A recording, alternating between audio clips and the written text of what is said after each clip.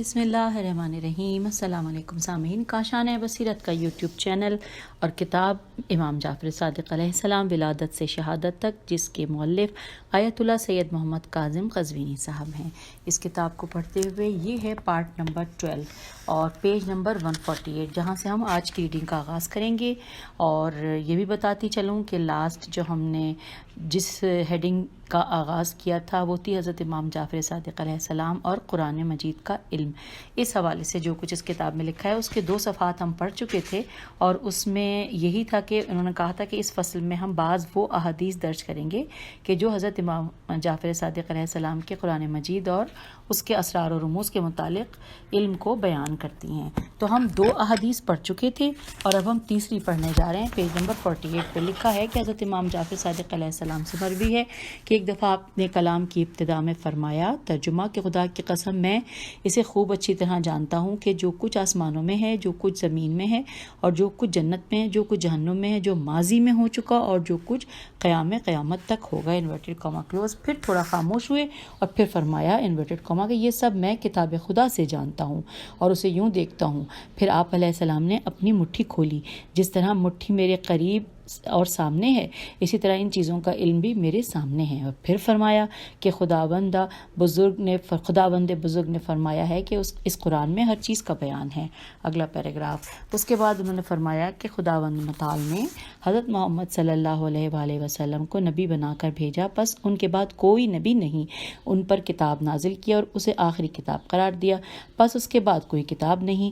اس میں اس نے اپنا حلال و حرام بیان کیا، اس کا حلال قیامت تک حلال ہے اور اس کا حرام قیامت تک حرام ہے۔ اس میں تم سے پہلے لوگوں کا تذکرہ بھی ہے اور تم سے بعد والے لوگوں کی خبریں بھی موجود ہیں، اور اس میں تمہارے تنازعات کا فیصلہ بھی موجود ہے۔ پھر امام علیہ السلام نے اپنے دست مبارک سے اپنے سینے کی طرف اشارہ کر کے فرمایا کہ ہم یہ سب جانتے ہیں۔ اور اب آئیے اگلی جو حدیث ہے، جو کہ نمبر 4 حشام بن حکم سے روایت ہے۔ وہ کہتے ہیں کہ میں نے منی کے مقام پر حضرت امام جعفر صادق علیہ السلام سے قرآن مجید کے 500 حروف کے بارے میں پوچھا۔ میں نے عرض کیا لوگ ان آیات کے بارے میں ان اقوال کے قائل ہیں۔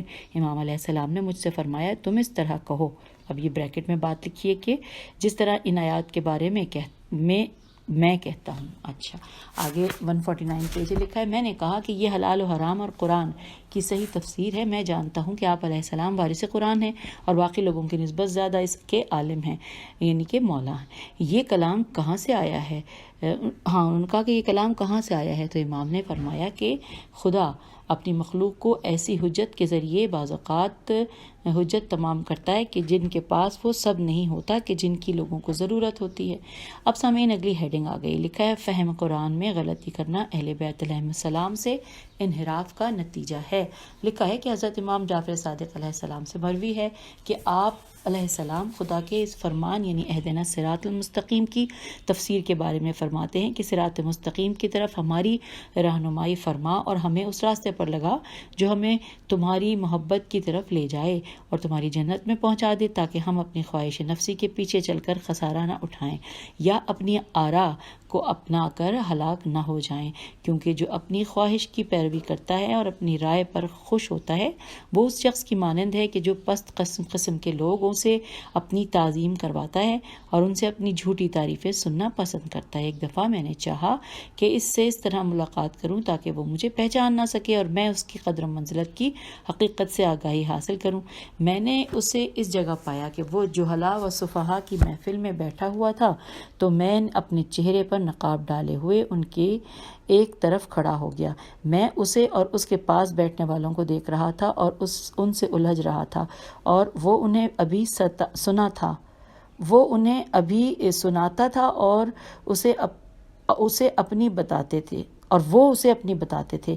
اس پر وہ ان سے ناراض ہو گیا اور ان کی بات نہ مانی۔ اگلے پیراگراف میں کہ آخر کار لوگ اسے چھوڑ کر اپنے کاموں میں لگ گئے اور وہ اتنا سخت غصے میں تھا کہ اسے پاس کھڑے ہوئے شخص کی خبر تک نہ تھی۔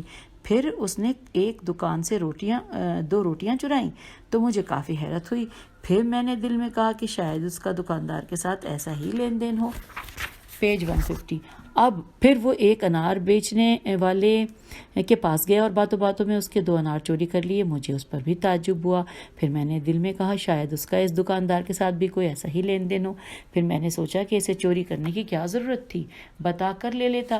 میں نے تھوڑی دیر بعد دیکھا کہ اس نے 2 روٹیاں اور 2 انار ایک بیمار کے سامنے رکھ دی اور آگے چل پڑا، اور میں بھی اس کے پیچھے پیچھے ہی چل رہا تھا کہ چلتے چلتے وہ ایک صحرا میں رکا تو میں نے اس سے کہا کہ اے بندے خدا، میں نے تمہارا ذکر لوگوں سے سنا تو میں نے چاہا کہ تم سے ملاقات کروں، اور جب میں نے تجھے دیکھا تو مجھے تمہارے طور طریقے سے کافی حیرت ہوئی۔ کیا تم میری اس حیرت کو ختم کر سکتے ہو؟ اس نے کہا کیا بات ہے؟ میں نے کہا میں نے تجھے دیکھا کہ تم نے ایک دکان سے 2 روٹیاں چوری کی اور انار بیچنے والے سے 2 انار چرائے۔ اس نے کہا کہ سب سے پہلے مجھے تم یہ بتاؤ کہ تم کون ہو؟ میں نے کہا میں اولاد آدم میں سے ہوں اور حضرت محمد صلی اللہ علیہ وآلہ وسلم کا امتی ہوں۔ اس نے کہا بتاؤ تمہارا تعلق کس خاندان سے ہے؟ میں نے کہا میں رسول اللہ صلی اللہ علیہ وآلہ وسلم کے اہل بیت میں سے ہوں۔ اس نے پوچھا تمہارا شہر کون سا ہے؟ میں نے کہا مدینہ منورہ۔ اس نے کہا شاید آپ جعفر بن محمد بن علی بن الحسین بن علی بن ابی طالب علیہ السلام ہیں؟ میں نے کہا جی ہاں میں جعفر بن محمد علیہ السلام ہوں۔ اس نے کہا تمہارا اتنے اعلیٰ خاندان سے ہونے کا کیا فائدہ ہے کہ تمہیں اپنے شرف و مقام کا بھی پتہ نہیں، اور تم نے اپنے نانا و بابا کے علم کو چھوڑ دیا ہے کیونکہ تم اس بات کا انکار کر رہے ہو کہ جس پر مجھے سراہا جانا چاہیے اور مجھے داد ملنی چاہیے۔ میں نے پوچھا وہ کیا؟ اس نے کہا قرآن مجید اللہ تعالیٰ کی کتاب ہے۔ میں نے کہا میں قرآن سے کس طرح جاہل ہوں؟ اس نے کہا خدا کے اس فرمان سے کہ جو ایک نیکی کرے گا اسے 10 نیکیاں ملیں گی اور جو ایک برائی کرے گا اسے ایک برائی کی ہی سزا ملے گی۔ دیکھو میں نے 2 روٹیاں چرائیں تو میرے 2 گناہ ہوئے، اور جب 2 انار چوری کیے تو میرے گناہ 4 ہو گئے۔ جب میں نے ان سب کو صدقہ کر دیا تو میری نیکیاں 40 ہو گئیں، اور اگر 40 نیکیوں میں 4 نکال لی جائیں تو 36 نیکیاں تو میرے پاس ہر حال میں باقی رہیں گی۔ میں نے کہا تمہاری ماں تمہارے غم میں روئے، تو کتاب خدا سے جاہل ہے۔ کیا تو نے خدا کا یہ فرمان نہیں سنا؟ ترجمہ کہ خدا صرف متقی لوگوں کی نیکیاں قبول کرتا ہے۔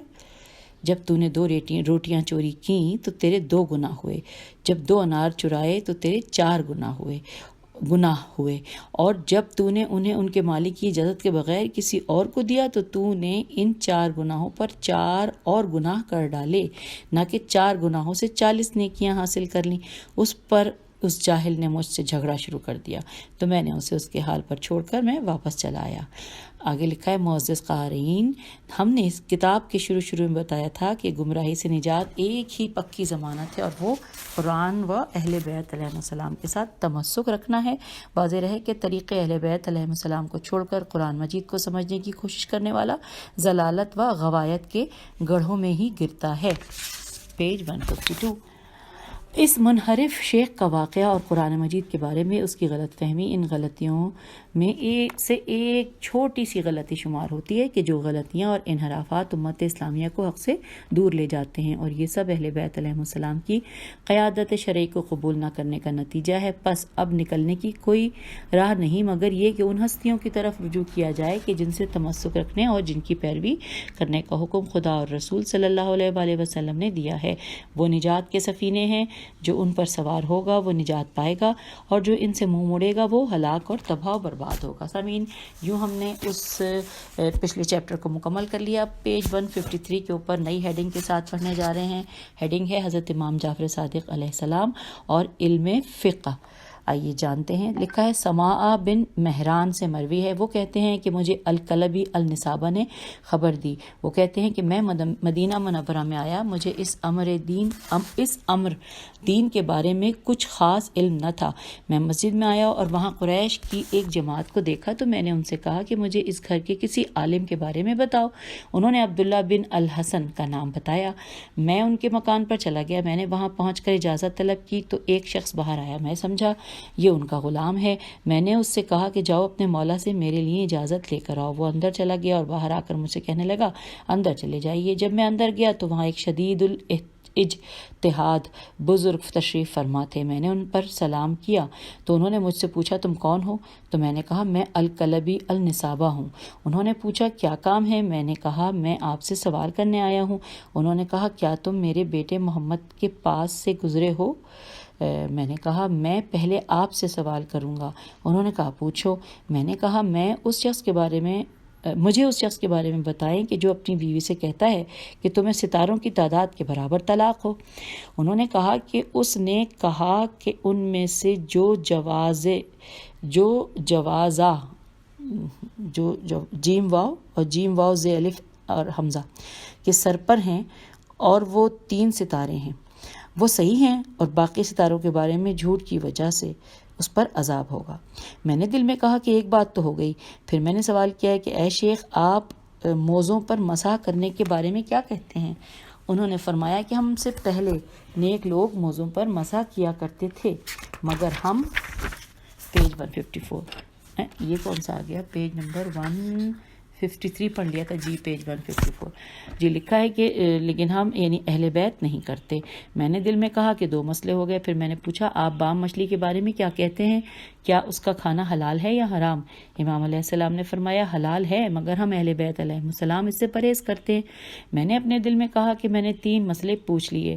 پھر میں نے کہا کہ نبیز نون بے یہ زے زال ہے یا زال ہے کے بارے میں آپ کی کیا رائے ہے؟ انہوں نے فرمایا کہ حلال ہے، مگر ہم اہل بیت علیہ السلام اسے نہیں پیتے۔ اس کے بعد میں ان کے پاس سے اٹھ کر چلا گیا، اور اس وقت میں یہ الفاظ کہہ رہا تھا کہ یہ لوگ اہل بیت علیہ السلام پر کتنا جھوٹ بولتے ہیں۔ پھر میں مسجد کی طرف چلا گیا اور وہاں قریش کی ایک اور جماعت کو دیکھا، تو میں نے ان سے پوچھا کہ اس گھر کا سب سے بڑا عالم کون ہے؟ وہ بولے عبداللہ بن الحسن۔ میں نے کہا کہ میں اس کے پاس گیا تھا، مگر وہ اتنا عالم نہیں ہے۔ ان میں سے ایک شخص نے اپنا سر بلند کر کے کہا کہ حضرت امام جعفر بن محمد علیہ السلام کے پاس آؤ، وہ سب سے بڑے عالم ہیں۔ اس بات پر وہاں پر موجود لوگوں نے اس شخص کو برا بھلا کہنا شروع کیا، تو میں نے کہا کہ اس سے پہلے بھی تم لوگوں نے ان سے حسد کی بنا پر میری ان کی طرف رہنمائی نہیں کی۔ اس کے بعد میں نے اس شخص کو مخاطب کر کے کہا کہ خدا تجھ پر رحم کرے، میں انہی کے بارے میں پوچھنا چاہتا تھا۔ میں ان کے گھر گیا اور دروازے پر دستک دی تو ان کا غلام باہر آیا اور مجھ سے کہنے لگا کہ اے اخا کلب اندر چلے جاؤ۔ خدا کی قسم اس نے مجھے دہشت زدہ کر دیا اور میں ڈر کر اندر چلا گیا، اور وہاں میں نے ایک بزرگ شخص کو جائے نماز پر دیکھا۔ ان کے پاس کوئی تکیہ یا بوریا موجود نہیں تھا۔ جب میں نے انہیں سلام کیا تو انہوں نے مجھ سے حال احوال معلوم کیا اور مجھ سے پوچھا کہ تم کون ہو؟ میں نے اپنے دل میں کہا کہ سبحان اللہ، بڑے تعجب کی بات ہے کہ ان کا خادم مجھے کلب کا بھائی کاف لام بے کہہ کر مخاطب کرتا ہے، اور مولا مجھ سے پوچھتے ہیں کہ تم کہاں سے آئے ہو؟ ہم آ گئے پیج 155 پہ۔ میں نے ان سے کہا کہ میں الکلبی النسابہ ہوں۔ انہوں نے اپنا دست مبارک اپنی پیشانی پر مارا اور فرمایا خدا سے پھرنے والوں نے جھوٹ کہا، وہ گمراہ ہوئے اور انہوں نے بہت بڑا خسارہ اٹھایا۔ اے اخا کلب، خداوند عزوجل ارشاد فرماتا ہے۔ اب یہاں پر سورہ فرقان کی آیت نمبر 38 آئیے اس کا ترجمہ پڑھتے ہیں۔ سورہ فرقان آیت نمبر 38۔ اور ہم نے عاد، سمود، باشندگان رس اور ان کے درمیان بہت سی اور امتوں کو بھی ہلاک کر ڈالا، کیا تم اس کے بارے میں نہیں جانتے ہو؟ میں نے عرض کیا قربان جاؤں میں نہیں جانتا۔ پھر ہماری گفتگو جاری رہی۔ میں نے ان سے دریافت کیا کہ مجھے اس مرد کے بارے میں حکم بتائیں کہ جس نے کہا ہو کہ تمہیں ستاروں کی تعداد کے برابر جس نے اپنی بیوی سے کہا ہو کہ تمہیں ستاروں کی تعداد کے برابر طلاق ہو۔ انہوں نے فرمایا خدا رحم کرے، کیا تم نے سورہ طلاق نہیں پڑھی؟ میں نے کہا کیوں نہیں؟ انہوں نے فرمایا پڑھو۔ جب میں نے یہ آیت پڑھی کہ اے نبی مسلمانوں سے فرما دیجئے کہ جب تم عورتوں کو طلاق دینا چاہو تو ان کے توئے پہ پیش اور ہیرے طہر کے زمانے میں انہیں طلاق دو اور عدت شمار کرو پڑھی تو امام علیہ السلام نے فرمایا کہ آپ نے دیکھا کہ یہاں پر ستاروں کا ذکر ہے اور یہاں پہ سوالیہ نشان لکھا ہے۔ میں نے عرض کیا نہیں۔ تو میں نے پوچھا اچھا، جو مرد اپنی بیوی سے کہے کہ تجھے 3 بار طلاق ہے تو اس کا کیا حکم ہے؟ امام علیہ السلام نے فرمایا کتاب خدا اور اس کے نبی صلی اللہ علیہ وآلہ وسلم کی سنت کی طرف رجوع کر۔ پھر فرمایا طلاق اس طہر پھر یہ طہر کا بڑا ہے، توئے پہ پیش ہے اور ہیرے طہر میں ہوتی ہے کہ جس میں جمع نہ کیا گیا ہو اور اس کے ساتھ 2 عادل گواہوں کی گواہی بھی ہوتی ہے۔ پیج 156. میں نے اپنے دل میں کہا کہ ایک مسئلہ حل ہو گیا. امام علیہ السلام نے فرمایا اور پوچھو. میں نے پوچھا آپ موزوں پر مسح کرنے کے بارے میں کیا کہتے ہیں؟ امام علیہ السلام مسکرائے اور فرمایا کہ جب قیامت کا دن ہوگا تو ہر چیز اپنی اصل و مصدر کی طرف پلٹ جائے گی، یعنی جو چیز جس انسان یا حیوان کا حصہ ہوگی، مثلا ہاتھ، پاؤں، چمڑا وغیرہ، تو یہ اس چیز کی طرف پلٹ جائے گی اور موزے کا چمڑا یعنی بھیڑ کی طرف چلا جائے گا. تو بتاؤ موزے کے چمڑے پر مسح کرنے والوں کا وضو کہاں چلا جائے گا؟ میں نے دل میں کہا 2 مسئلے حل ہو گئے. پھر میں نے سوال کیا کہ مجھے بام مچھلی کے بارے میں حکم بتائیے.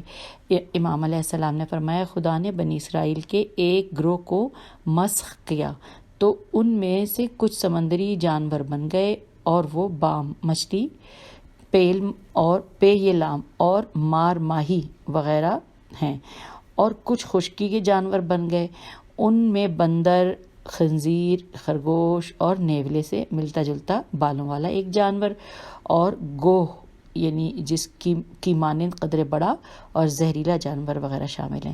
میں نے دل میں کہا کہ میں نے 3 سوالات کے جوابات تو معلوم کر لیے. پھر امام علیہ السلام میری طرف متوجہ ہوئے اور فرمایا کچھ اور پوچھنا ہے تو پوچھو اور جاؤ. میں نے سوال کیا آپ نبیذ نون بے یہ زے کے بارے میں زال کے بارے میں کیا فرماتے ہیں؟ امام علیہ السلام نے فرمایا حلال ہے. میں نے کہا ہم نبیذ تیار کرتے ہیں، اس میں سے چھاچھ وغیرہ کو الگ کر لیتے ہیں اور اسے پیتے ہیں. امام علیہ السلام نے فرمایا نہ اس گندگی سے بچو، وہ گندگی شراب ہوتی ہے. میں نے عرض کیا قربان جاؤں آپ نبیذ کسے کہتے ہیں؟ امام علیہ السلام نے فرمایا اہل مدینہ نے رسول اللہ صلی اللہ علیہ وآلہ وسلم سے پانی کی تبدیلی اور صحتوں کی خرابی کی شکایت کی تو آپ صلی اللہ علیہ وآلہ وسلم نے انہیں حکم دیا کہ وہ تیار کر کے استعمال کیا کریں. ہر شخص اپنے غلام کو کہتا کہ وہ اس کے لیے نبیذ تیار کرے تو وہ مٹھی میں کچھ کھجوریں لے کر چمڑے کے مشکیزے میں ڈال دیتا تو وہ شخص اسی مشکیزے سے پانی بھی پیتا اور وضو بھی کرتا تھا. پیج 157. میں نے پوچھا مٹھی میں کتنی کھجوریں ہوتی تھیں؟ امام علیہ السلام نے فرمایا جو آ جاتی تھی. میں نے کہا 1 ہوتی یا 2؟ امام نے فرمایا کبھی 1 ہوتی اور کبھی 2. میں نے پوچھا مشکیزہ کتنا بڑا ہوتا تھا؟ امام علیہ السلام نے فرمایا 40 سے 80 ارتال الف رے توئے الف لام تک یا اس سے بڑا ہوتا تھا. میں نے پوچھا ارتال ایک پیمانہ ہے جو تقریباً 40 تولے کے برابر ہوتا ہے؟ امام علیہ السلام نے فرمایا جی ہاں، عراقی پیمانے کے ارتال کے مطابق. پھر امام علیہ السلام اٹھے اور میں بھی کھڑا ہو کر چل پڑا. اس وقت میں اچانک ایک ہاتھ دوسرے ہاتھ پر مار کر کہہ رہا تھا کہ اگر بات اس طرح ہے کہ علم رسول صلی اللہ علیہ وآلہ وسلم کے حقیقی وارث اور صحیح جاننے والے یہ بزرگوار ہیں تو الکبی مرتے دم تک خدا سے اس گھر والوں سے کی محبت کا دین مانگتا ہے. تو سامعین یہ بھی ہم نے پڑھ لیے. اب نمبر 2 یہاں پہ لکھا ہے، آئیے پڑھتے ہیں کہ معاویہ بن عمار سے مروی ہے، وہ کہتے ہیں کہ مفضل بن غیاس میم فے زواد لام مفضل بن غیاس کی بہن وفات پا گئی اور اس نے یہ وصیت کی کہ میرے مال کا 1/3 حصہ رائے خدا میں خرچ کیا جائے، 1/3 حصہ مساکین کو دیا جائے اور 1/3 حصے سے میری طرف سے میرا حج بجا لایا جائے. مسئلہ یہ ہو گیا کہ یہ مال اتنا نہ تھا کہ جتنی بڑی بڑی اس نے وصیت کر ڈالی. تو میں نے مفضل قاضی ابن ابی لیلہ کے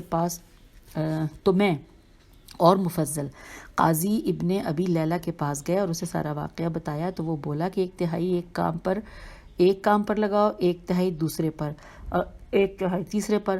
اس نے مایوس ہو کر کہا کہ ہم ابن شبرمہ کے پاس گئے، اس نے بھی یہی جواب دیا.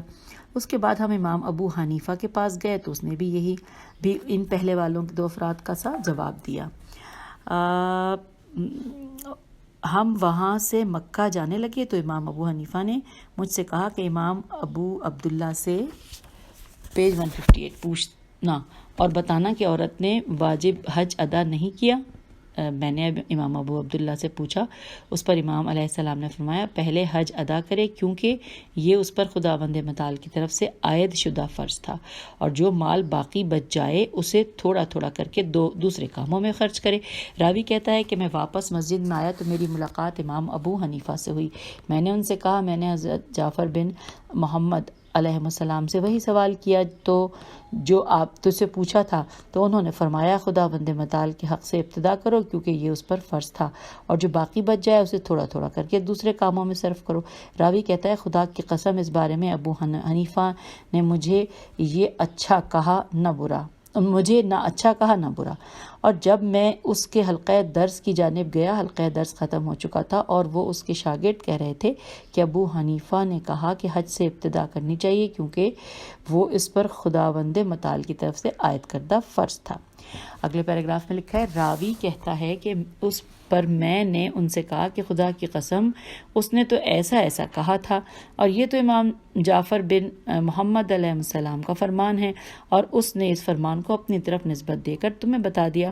انہوں نے کہا اس نے ہمیں یہی کہا ہے۔ ہمارے معزز قاری، اب اگلا پیراگراف ہے کہ ہمارے معزز قارئین اس روایت کا مطلب سمجھ گئے ہوں گے کہ امام ابو حنیفہ نے سائل کے جواب میں غلطی کی تھی، پھر جب امام علیہ السلام کا جواب سنا تو فوراً اپنے شاگردوں کو بتا دیا اور ان پر یہ واضح نہ کیا کہ اس نے حضرت امام جعفر صادق علیہ السلام کے فرمان سے اخذ کیا ہے۔ شاگردوں نے سمجھا کہ شاید امام ابو حنیفہ نے اپنی سابقہ رائے بدل لی ہے اور وہ یہ نہ سمجھ سکے کہ اس نے دین خدا میں اپنی پسند اور سمجھ کے مطابق فتویٰ دے کر غلطی کی ہے۔ اگلا پیراگراف، پھر امام علیہ السلام نے فرمان سے اپنی غلطی پر پردہ ڈالا ہے۔ میں اپنے معزز قارئین سے پوچھتا ہوں کہ آیا انسان کے لیے یہ امر جائز ہے کہ وہ دین خدا میں اپنی مرضی کے مطابق فتوے دیتا رہے؟ خدا ہی بہتر جانتا ہے کہ امام ابو حنیفہ اور اس جیسوں کے کتنے ایسے احکام صادر کیے ہیں کہ جو خدا اور رسول صلی اللہ علیہ وسلم کے حکم کے خلاف تھے، اور وہ رائج ہو گئے، اور لوگوں نے بھی انہیں ہاتھوں ہاتھ وصول کر کے یہ سمجھا کہ شاید وہ بڑا نیکی کا کام کر رہے ہیں، اور انہیں پوچھنے والا بھی کوئی نہیں۔ نمبر 3، حبیب خشعامی سے روایت ہے، وہ کہتے ہیں کہ ابو جعفر المنصور نے مدینے میں اپنے عامل کو خط لکھا کہ 200 کی زکوٰۃ میں 5 کی نسبت اہل مدینہ سے دریافت کرو کہ یہ 5 سے 7 کیسے بنے۔ اس کا رواج رسول اللہ صلی اللہ علیہ وسلم کے زمانے میں تو نہ تھا، اور اسے حکم دیا کہ وہ اس بارے میں عبداللہ بن حسن اور حضرت جعفر بن محمد علیہ السلام سے دریافت کرے۔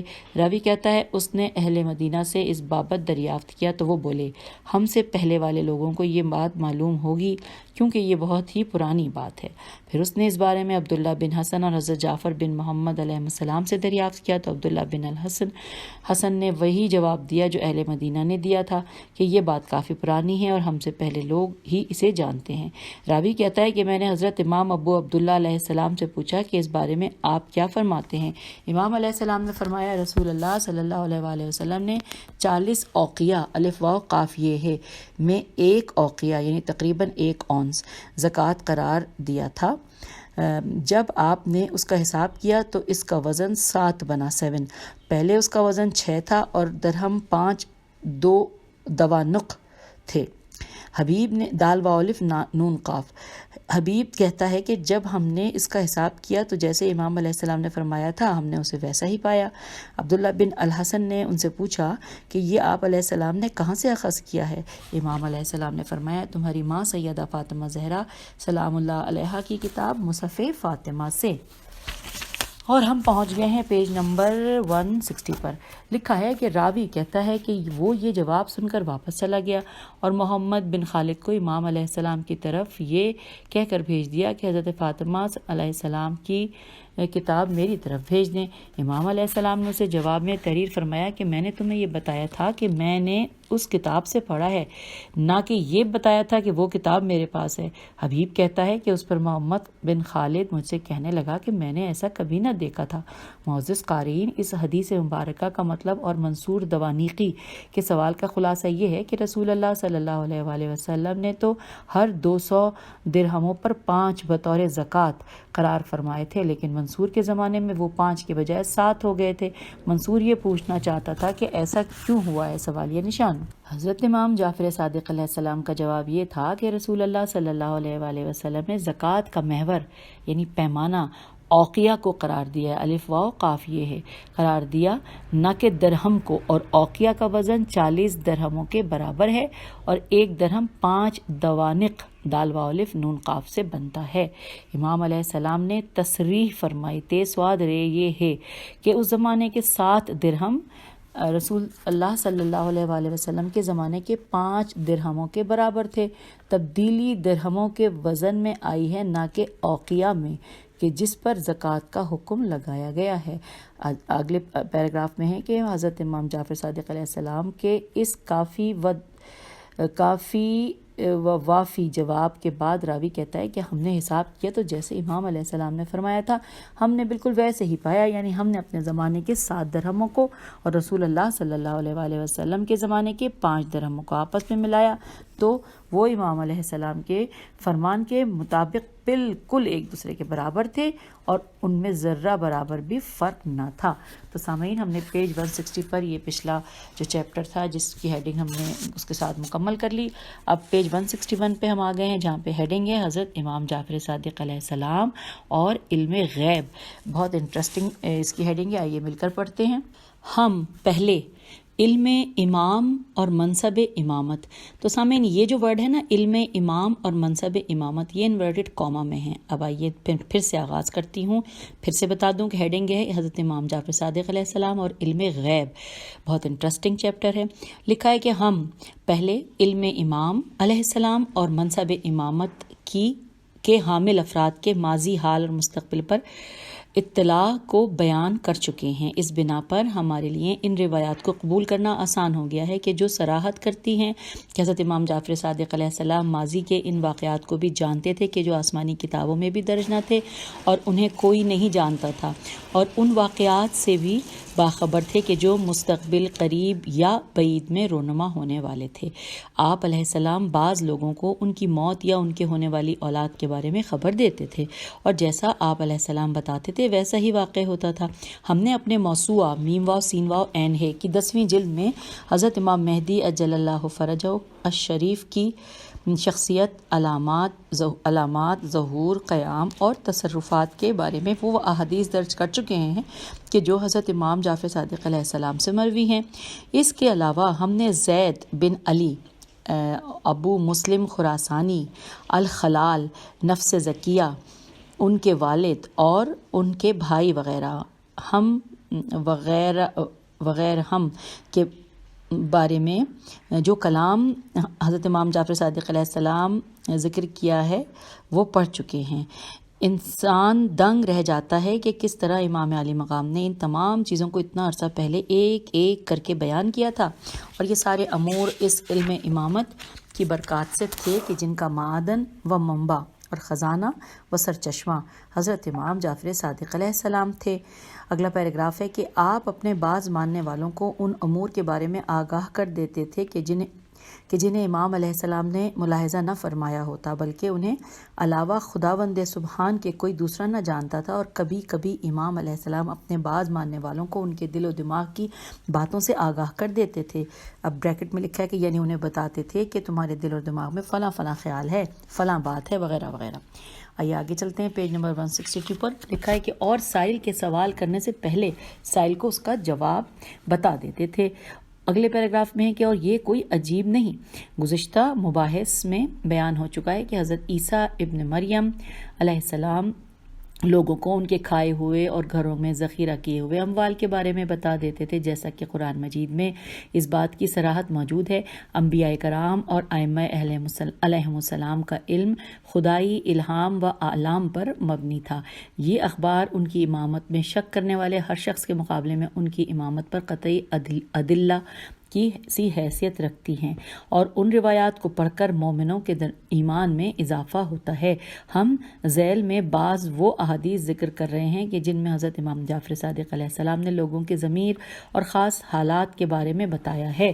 اب آگے چلتے ہیں، آگے لکھا ہے کہ اب ہیڈنگ ہے کہ امام علیہ السلام کا سائل کے سوالوں سے جواب دینا۔ نمبر 1، آئز احمسی، العین الف حمزہ زے، الف لام الف ہے میم سین چھوٹی ہے، آئز احمسی سے روایت ہے کہ وہ کہتے ہیں کہ میں حضرت امام جعفر صادق علیہ السلام کی خدمت عالیہ میں حاضر ہوا اور میں امام علیہ السلام سے نماز شب کے بارے میں پوچھنا چاہتا تھا۔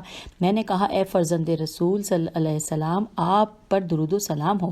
امام علیہ السلام نے فرمایا تم پر بھی سلامتی ہو، ہاں خدا کی قسم ہم ان کی اولاد ضرور ہیں مگر ہمیں ان سے قرابت میلادی نہیں۔ بریکٹ میں لکھا ہے امام علیہ السلام نے یہ کلمہ 3 بار دہرایا۔ پھر قبل اس کے کہ میں سوال کرتا آپ نے فرمایا کہ تم جب خداوند بزرگ کی بارگاہ میں 5 یومیہ نمازیں لے کر جاؤ گے تو وہ تم سے کسی اور چیز کے بارے میں نہیں پوچھے گا۔ اب دوسرے نمبر پہ لکھا ہے کہ اسماعیل بن مہران سے مروی ہے، وہ کہتے ہیں کہ میں حضرت امام جعفر صادق علیہ السلام کی زیارت کے لیے گیا اور اس سال میں نے فریضہ حج ادا کیا ہوا تھا۔ جب میں امام علیہ السلام کے پاس سے اٹھ آیا تو مجھے یاد آیا کہ میں نے ان سے کوئی سوال کرنا تھا۔ میں واپس پلٹ آیا۔ اس وقت امام علیہ السلام کی محفل میں بہت سے لوگ جمع تھے اور میں نے آپ علیہ السلام سے آبی پرندوں کے انڈوں کے بارے میں سوال کرنا تھا۔